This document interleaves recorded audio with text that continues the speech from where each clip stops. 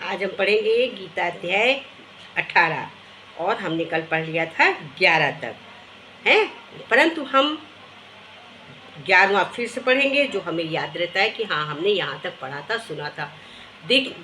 सुनने वाले को भी याद आ जाता है कि हाँ यहाँ तक मैंने कल सुना था।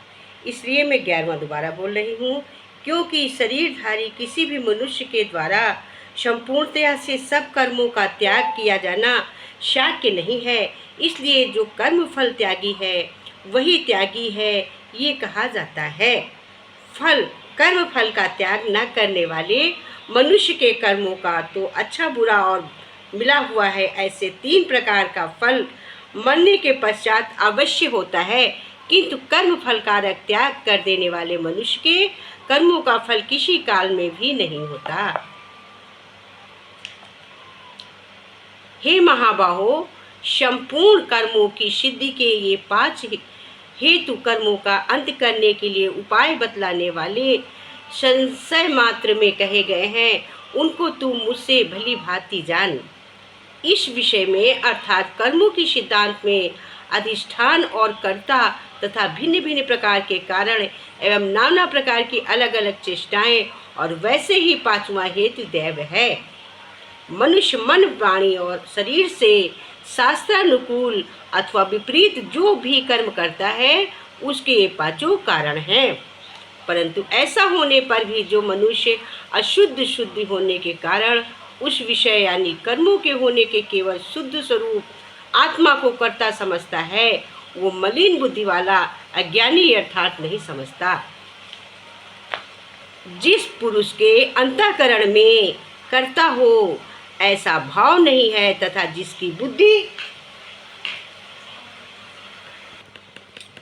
बुद्धि सांसारिक पदार्थों और कर्मों में लिपायमान है नहीं होती है, वो पुरुष इन सब लोगों को मारकर भी वास्तव में ना तो मरता है और ना ही पाप से बचता है।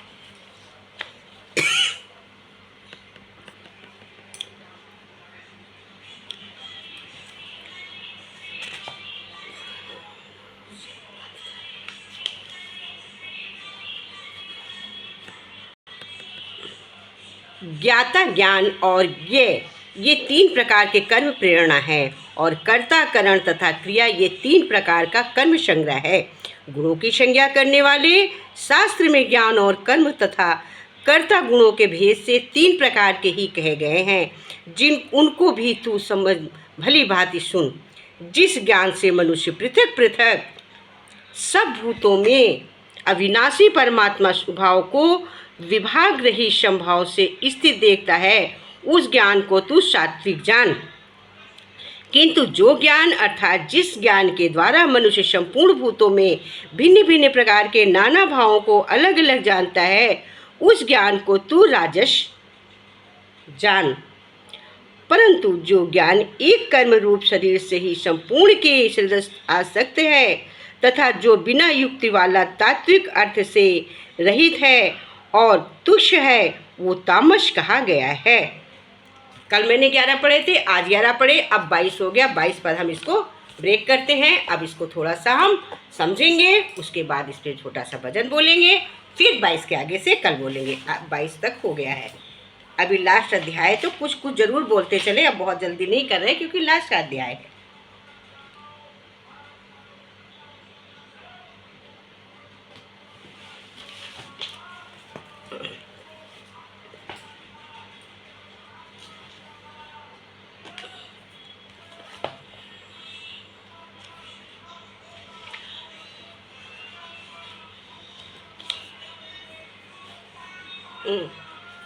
तो क्या, हाँ मैंने रोक दिया बात, तो आप बोलते हैं इसकी व्याख्या थोड़ी, जो थोड़ा सा ऊपर से भी समझ में आता है तभी गीता समझ में आती है। क्योंकि गीता जितना ही सुनो उतना ही नया लगता है।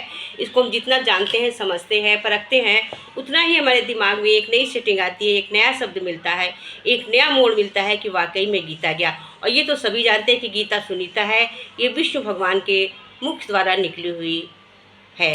तो अब कहते हैं जो हमने आज बोला तो उसका है, जिसके आशय क्रम किए जाए उसका नाम अधिष्ठान है।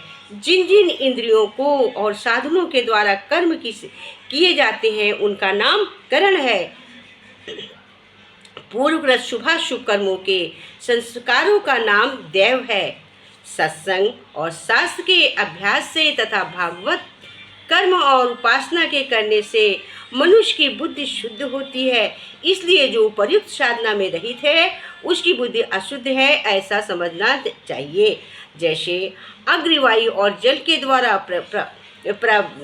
प्रारब्धवश किसी प्राणी की हिंसा होती देखने में आवे तो वो वास्तव में हिंसा नहीं है। वैसे ही जिस मनुष्य के देह में अभिमान नहीं है और स्वार्थ रहित केवल संसार के हित के लिए जिसकी संपूर्ण क्रियाएं हैं, उस पुरुष के शरीर और इंद्रियों द्वारा यदि किसी प्राणी की हिंसा हुई लोग दृष्टि में देखी जाए तो भी वो वास्तव में हिंसा नहीं है, क्योंकि आसक्ति, स्वार्थ और अहंकार के न होने से किसी प्राणी हिंसा को ही नहीं सकती तथा बिना कृतज्ञ विमान के क्रिया हुआ कर्म वास्तव में अकर्म ही है। इसलिए वो पुरुष पाप से नहीं बनता है। जानने वाले का नाम ज्ञाता है, जिसके द्वारा जाना जाए उसका नाम ज्ञान है। जानने में आने वाली वस्तु का नाम ज्ञेय है। कर्म करने वाले का नाम कर्ता है। जिस साधनों से कर्म किया जाए उसका नाम करण है। करने का नाम क्रिया है।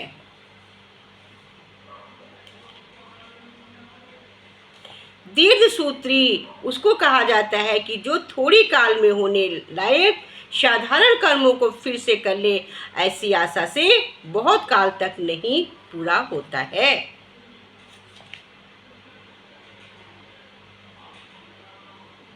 जैसे प्रहलाद ने पिता द्वारा बहुत सताए जाने पर भी कष्ट निवारण के लिए भगवान से प्रार्थना नहीं की।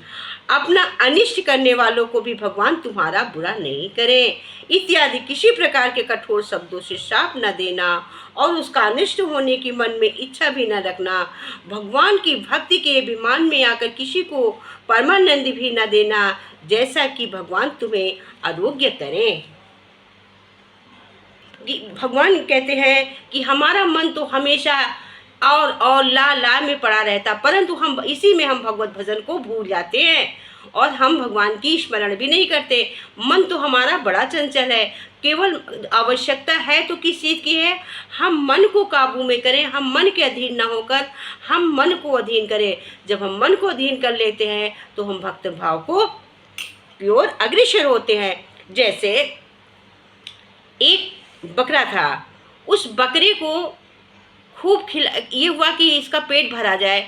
उसको वो इतनी घास खाए तो राजा के दरबार में लाया गया। बोला ये बहुत खाता है। राजा ने कहा मैं इसका पेट भर दूंगा। उसको हरी घास राजा ने दिन भर डलवाया बकरे को। वो बकरा दिन भर घास खाता रहा। राजा ने कहा मैं देखूंगा। राजा ने उसको अपने हाथ से घास खाने को दी। जितने बार राजा उसको घास दे उतने बार वो हरी हरी घास दे के और लालच में आके खा ले। तो राजा ने अपने महल में लिखवा दिया कि जो इस बकरे का पेट भरेगा उसको मैं आधा राज्य दे दूंगा। उसका कभी पेट ही बकरे का नहीं भरता था। तो राजा ने लिखवा दिया जो इस बकरे का पेट भर देगा उसको मैं आधा राज्य दे दूंगा। तो अब भाई एक से एक बड़े लोग आए, उसको बकरे को खूब घास ला, इतनी प्यारी प्यारी हरी हरी अच्छी अच्छी घास ला के डाले, सब लोग खिलाए। सारे लोगों ने खूब खिलाया, लेकिन बकरे का पेट ही नहीं भरा। अब एक दिन एक संत उधर से निकले तो उन्होंने देखा कि राजा के महल में लिखा हुआ है कि जो मेरे बकरे का पेट भर देगा उसको मैं आधा राज्य दे दूंगा। तो अब उसने सोचा कि देखूं मैं भी बकरे को पेट कैसे नहीं भरता, मैं भी बकरे का पेट भर के देखूं। परंतु उसने सोचा कि देखो मैं बकरे का पेट इसलिए भरूंगा कि राजा को संतुष्टि हो, मेरे बकरे का पेट भर गया है। बट मैं इसलिए नहीं बकरे का पेट भरूंगा कि मुझे आधा राज्य मिल जाए। मैं आधे राज्य के लालच में पेट नहीं उसका भरूंगा। मैं पेट केवल भरूंगा कि हाँ कोई भूखा है उसका पेट भर जाए। पेट नहीं भर रहा है तभी तो घोषणा की गई है, लिखवा दिया गया है। तो उस महात्मा ने क्या किया, राजा के दरबार में गया और बोला कि राजन क्या इस बकरे का पेट नहीं भरता? राजा ने कहा नहीं, इसको चाहे कितनी भी घास खिला दो, अब खिला के हटो फिर हरी घास लेके आ जाओ, फिर ये खाने लगता। सब मंत्री कहते मैंने इसका पेट भर दिया, जरा सी मैं घास हरी दिखाता हूँ फिर घास की तरफ दौड़ता, इसका पेट ही नहीं भरता है। तो संत ने कहा कि राजा जी मैं आपसे एक निवेदन करूं। बोले बिल्कुल करिए। कहीं मैं इसका पेट भरूं, लेकिन 1 दिन का टाइम हमको दे दीजिए और ये बकरा हमको दे दीजिए। राजा ने कहा आप इसको ले जाइए 1 दिन के लिए, लेकिन जब आप कल इसको लेके आए तो ये घास मैं अपने हाथ से खिलाऊंगा और ये घास न खाए तब इसका पेट भरा है, तब मैं आपको आधा राज्य दूंगा। तो संत ने कहा नहीं प्रभु, मैं केवल ये देखना चाहता हूँ कि ये घास हमारे खिलाने से संतुष्ट होता कि नहीं है। मैं केवल ये चाहता हूँ कि अगर कोई भूखा है तो उसका पेट भर जाए, मैं राज्य के लालच से नहीं आया हूँ। राजन कहा नहीं, आप इसको आराम से ले जाइए। उसको बकरे को लेके वो चला गया। अब उस बकरे को ले गया, उसको पहले तो उसने घास खिलाया, उसने खाया। फिर उसके बाद उसने क्या किया, उस बकरे को लेके बैठे और हरी घास रखे और खूब मोटा सा डंडा उसको दिखाए। पहले तो 2-4 डंडे उसको मारे कि खाओगे तो मारेंगे। फिर उसके बाद फिर भी वो खाने को चले, तो जितनी बार घास रखे वो घास खाने को चले तो मोटा डंडा खड़ा कर लिया, वो उसके मुंह पे भर से मारे। जब मुंह पे मारे, जितनी बार घास खाने चले उतनी बार मुंह पे भर से उसके मारे। जब उतनी बार मुंह पे मारे तो बकरा मुंह हटा ले। अब उसने पूरा दिन यही किया, देर रात तक किया। सुबह राजा के महल में ले जाने से पहले यही किया कि मोटा वो जब घास रखे वो डंडा उठाए, दिखाए और पास में खड़ा, पहले मारता दिखाता था, फिर वो पास केवल खड़ा करने लगा और केवल उसको हाथ से छुए और घास रखे वो बकरा ना खाए। जब वो बकरा ट्रेंड हो गया, अब बकरा हो गया ट्रेंड, जितनी भी घास रखे हरी भरी कुछ भी रखो वो बकरा छुए ही ना, बस उस डंडे की तरफ देखे संत जी और वो बकरा छुए ना घास। अब संत जी राजा के दरबार में बकरे को लेके आए। अब वो बकरा बांधा गया और राजा बकरा, वो संत जी बकरा भी लाए और मोटा डंडा भी एक ले आए साथ में। भाई अब ये डंडा लाए हैं बकरे को खेतने के लिए, उस डंडे को लेकर आए राजा और बकरे को लाए। बकरा राजा के दरबार में बांध दिया गया। अब संत ने कहा इसको खिलाइए घास। सब कोई घास लेके आए, बकरा घास लेके आए और संत बस उसी डंडे की तरफ देखे, वैसे डंडे को छुए और कुछ ना करे। तो राजा ने कहा हम खिलाएं। राजा हरी हरी घास लेके उसके मुंह के पास गए, नहीं आए, उसके मुंह में छुआएं, वो मुंह घुमा ले। और संत क्या करे, केवल उस डंडे को देखते थे और बकरा मुंह घुमा ले। अब बकरे का तो पेट भर गया। क्यों? तो कैसे भरा? तो राजा ने कहा कि आपने क्या किया? बोले नहीं आप खिलाइए, हम तो इससे कुछ कह ही नहीं रहे, आप इसको घास खिलाइए, जैसी घास खिलाना है खिलाइए, वो खाए ही ना। तो कहते हैं ये संसार भी ऐसा है, हमको जितना मिलता जाता है हम हाव भाव करके, इसका सार यही है कि जितना हमें मिलता जाता है हम हाव में हाय पैसा ले ले, हाय उस रिश्तेदार ने ये कह दिया मेरा ले लिया, हम उनसे छुपा ले, हम उनसे ले ले, उन्होंने हमें ऐसे कैसा कह दिया, हम इसी में पड़े रहते हैं, बंधे रहते हैं, इस माया मोह जाल से निकलते नहीं। ये भरम जाल ही हमें भक्ति की ओर नहीं जाने देता, ये भरम जाल ही मेरे मन का भटकाव करता। अब क्या उसका पेट नहीं भरा, वो खाया भी है और केवल डरा था। इस तरह से हमें ज्ञान मिलता है कि हम जो है कुछ पाने के लिए कुछ खोना पड़ता है, हमें गुरु ज्ञान लेना है, हमें सत्संग जाना है, हमें गीता सुननी है, गीता सत्संग करना है, तो हमें हाव भाव फिक्रो नहीं, जो प्राप्त है वही पर्याप्त है, उसी में संतुष्टि रखें, मतलब से ज़्यादा भागे नहीं, मतलब से ज़्यादा फेरे नहीं, और किसी को नहीं हम देखते हैं, लिखा होता है कि कैमरे से सावधान, आप कैमरे की नज़र में है तो हम डर जाते हैं, उसके डर से हम गलत कार्य नहीं करते हैं। परंतु जिसने कैमरे को भी बनाया है, जी ये उपकरण है कैमरा, जिसने उपकरण को बनाया है, उपकरण को बनाने वाला और जो उसको भी देखने बनाने वाला है प्रभु ईश्वर, उनकी नज़र तो हमेशा सब कहीं देखती है, उनको तो हम डरते नहीं। ज़रूरत है हमें जिसने उपकरण को बनाया हम उनको डरे, ईश्वर को डरे, तो हमारी आराधना, हमारा आत्मज्ञान तब सार्थक होगा। देखिए मैं टाइम निकाल कर रोज़ एक वीडियो डालने की ज़रूर कोशिश करती हूँ गीता के अध्याय की। सब लोग टाइम लगा के सुनने की भी ट्रायल किया करिए, और हम कोशिश करते हैं कि एक दृष्टांत ऐसा इसमें ज़रूर डालें कि जिस दृष्टांत को सुनकर आप लोगों का मन गीता की ओर अग्रसर हो, सत्संग की ओर अग्रसर हो। तो हमारा दृष्टांत कृपया ध्यान से ज़रूर सुना करिए और उसका भाव लिया करिए कि इसका भाव क्या है। इसके साथ मैं इसी पे भजन बोलती हूँ और आगे का अध्याय, क्योंकि वीडियो लंबी हो जाती है तो फिर आप लोग को देखने में टाइम ज़्यादा लगता है, आप लोग इसको स्लिप कर देते हैं।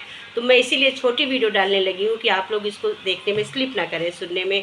प्लीज़ इसको जो आप लोग पूरा सुन सकें और ध्यान से सुना करिए।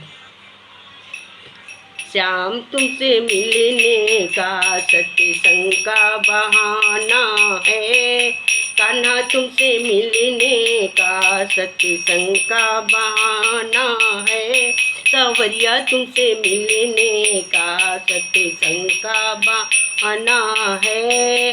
दुनिया वाले क्या जाने, ये दुनिया वाले क्या जाने, और मेरा नाता पुराना है। दुनिया वाले क्या जाने, मेरा रिश्ता पुराना है। कान्हा तुमसे मिलने का सत्संग का बहाना है। जब से तेरी लगन लगी दिल मेरा दीवाना है, जब से तेरी लगन लगी रे दिल मेरा दीवाना है। कंवरिया तुमसे मिलने का, कंधैया तुमसे मिलने का सत्संग का बहाना है, एक गीता बहाना है। एक कंधैया तुमसे मिलने का, ओ संवरिया तुमसे मिलने का एक गीता बहाना है, सत्संग का बहाना है। अरे सूरज में ढूंढा तुम्हें मैंने चंदा में पाया है, सूरज में ढूंढा तुम्हें और मैंने चंदा में पाया है। तारों के झिलमिल में मेरे श्याम का बसेरा है। सूरज में ढूंढा तुम्हें मैंने, सूरज में ढूंढा तुम्हें, आहा चंदा में पाया है, ओह चंदा में पाया है। तारों के झिलमिल में मेरे श्याम का ठिकाना है, ओह तारों के झिलमिल में सांवरिया का ठिकाना। अरे तारों के झिलमिल में कन्हैया का ठिकाना है। श्याम तुमसे मिलने का, ओ सांवरिया तुमसे मिलने का, एक कन्हैया तुमसे मिलने का सत्संग का बहाना है, सत्संग का बहाना है। और दुनिया वाले क्या जाने, ये दुनिया वाले क्या जाने, ओ मेरा रिश्ता पुराना है। जब से लगन लगी ओ कान्हा, जब से प्रीत लगी ओ दिल मेरा दीवाना है, कान्हा दिल मेरा दीवाना है। फूलों में ढूंढा तुझे, बगियों में ढूंढा तुम्हें, फूलों में ढूंढा तुम्हें मैंने, बगियों में ढूंढा तुम्हें, फूलों में ढूंढा तुम्हें मैंने, बगियों में ढूंढा तुम्हें।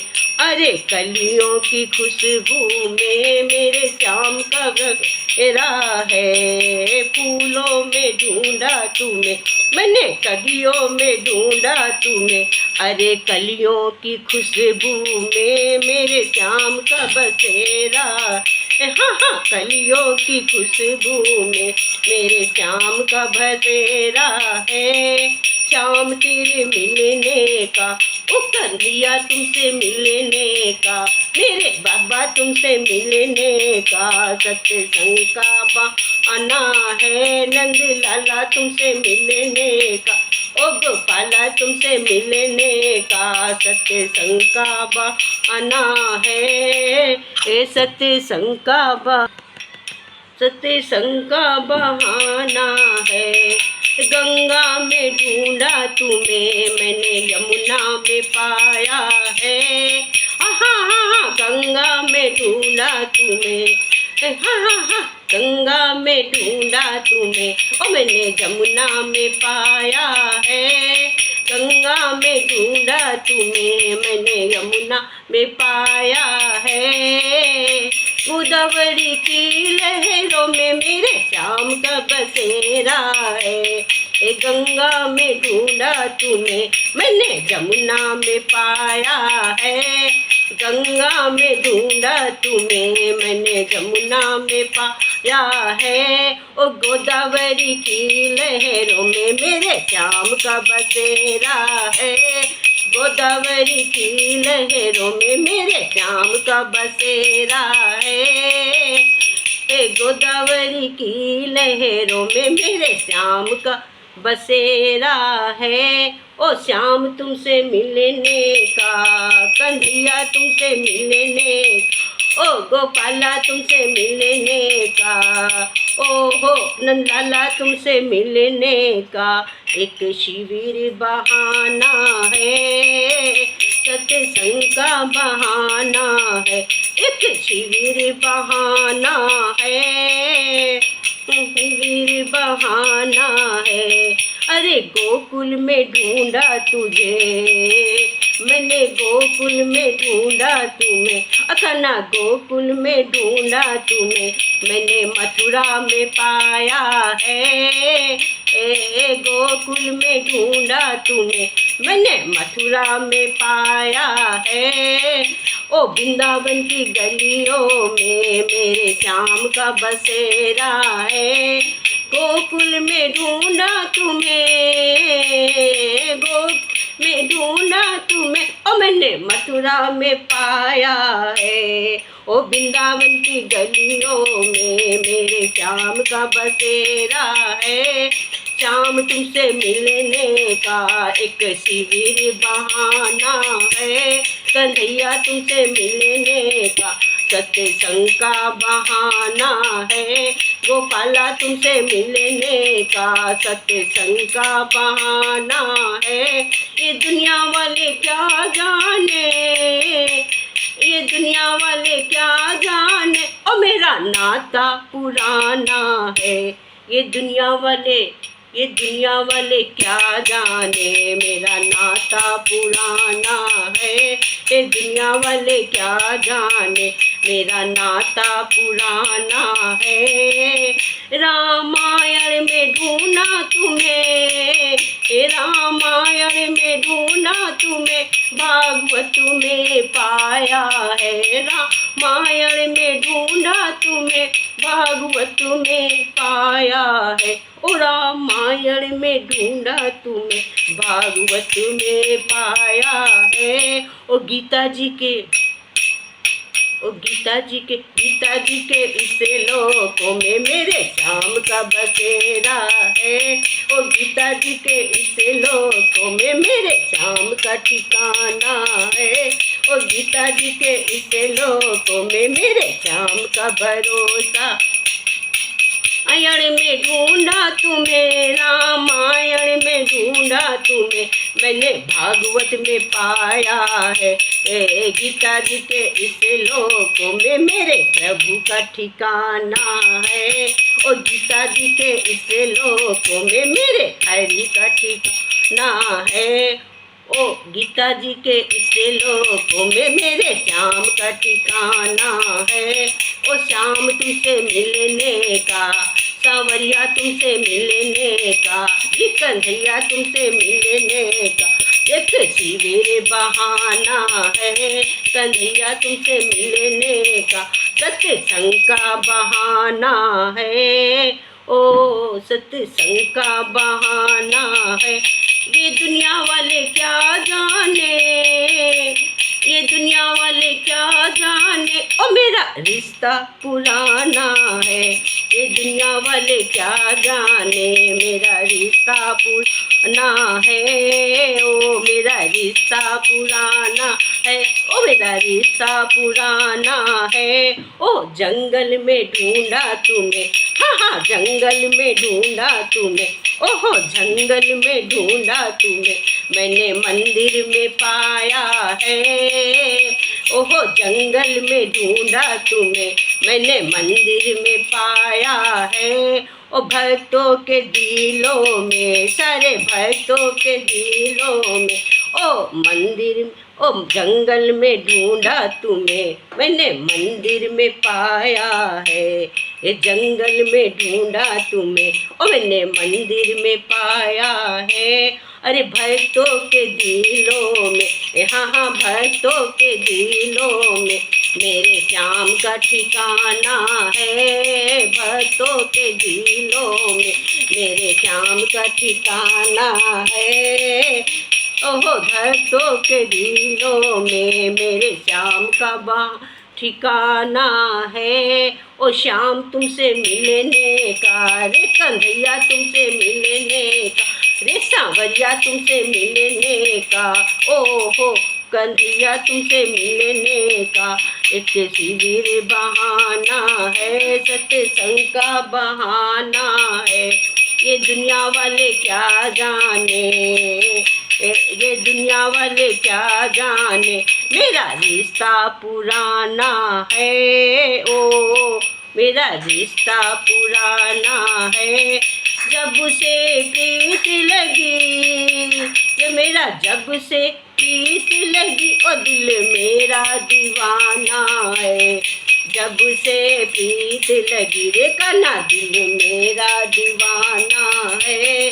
ओ श्यामा तुमसे मिलने का, कन्हैया तुमसे मिलने का, रे सांवरिया तुमसे मिलने का, सत्संग का बहाना है। ये दुनिया वाले क्या जाने, ये दुनिया वाले क्या जाने, और मेरा रिश्ता पुराना है। दुनिया वाले क्या जाने, मेरा रिश्ता पुराना है। जब से प्रीत लगी रे दिल मेरा दीवाना है। जब से प्रीत लगी रे दिल मेरा दीवाना, और मेरा रिश्ता पुराना है। दिल मेरा दीवाना है, मेरा रिश्ता पुराना है। दिल मेरा दीवाना है, मेरा रिश्ता पुराना है। ओ दिल मेरा दीवाना है। ओ शाम तुमसे मिलने का सत्संग का बहाना है। रे शाम तुमसे मिलने का सत्संग का बहाना है। बोलो बाके बिहारी लाल की जय। सभी लोग भाई ध्यान से देखिएगा। देखिए हमारे पास भी उतना ही टाइम है, लेकिन हम वीडियो को बनाते हैं डालते हैं, तो आप लोग भी पूरी वीडियो देखिए, स्लिप ना करिएगा। देखिए अभी इंड है, लास्ट की वीडियो है, तो हम भी कोशिश करेंगे कि अच्छे से अच्छा डालें, भजन भी अच्छा ही डालें और जो बोले वो भी अच्छा ही बोले। तो आप लोग वीडियो को ज़रूर ध्यान से देखिएगा, उसका सार ज़रूर लीजिएगा। अब मैं दृष्टांत ज़रूर बोलूँगी, थोड़ी गीता बोला करूँगी क्योंकि लास्ट है, और उसका दृष्टांत कुछ ना कुछ बोलूँगी जो समझ में ज़रूर आए। उसके बाद में वृश्चिक गीता डालूँगी, ये पूरी हो जाए तब मैं इसको पूरे भाव सहित मैंने एक श्लोक के बाद में ही उसका अर्थ बोला करूँगी भाव। अभी तो मैंने इसलिए बोला कि एक बार सब लोग पहले इसको सुन ले, जान ले। सो सभी को हरिओम तस्सैत, हरिओम तस्सैत, हरिओम तस्सैत। जय कृष्ण, हरिओम तस्सैत।